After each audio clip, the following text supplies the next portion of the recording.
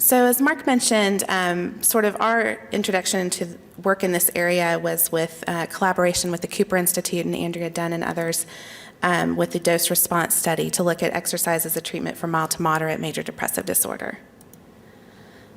And Mark kind of went over this already, so I'll skip this, but basically we had the 5 different treatment groups, one with a higher dose exercise 3 or 5 times per week, one with a lower dose 3 to 5 times per week, or a stretching control.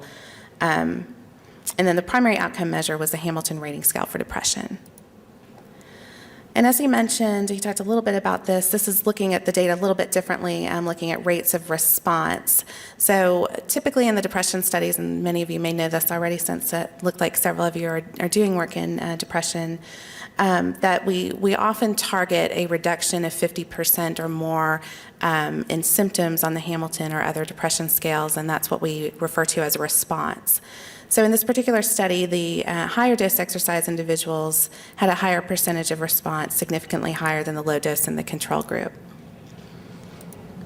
And if we look at rates of remission, again, the high dose exercise was associated with significantly higher rates of remission. And remission, as I'll talk about a little bit more, it's very important for the treatment of depression to make sure that we get folks to minimal or absence of symptoms. So that's why the target of remission rather than response, and that's just because remission is clearly associated with better outcomes than just getting a response alone. But again, so the higher dose exercise was associated with higher rates of remission, and as Mark mentioned, the frequency of exercise did not seem to impact the results. So in conclusion, the conclusions from DOSE was that exercise does appear to be effective monotherapy for symptoms of mild to moderate MDD. The volume of exercise to reduce symptoms of depression is comparable to consensus public health recommendations for physical activity. Exercising 3 days a week is comparable to exercising 5 days a week.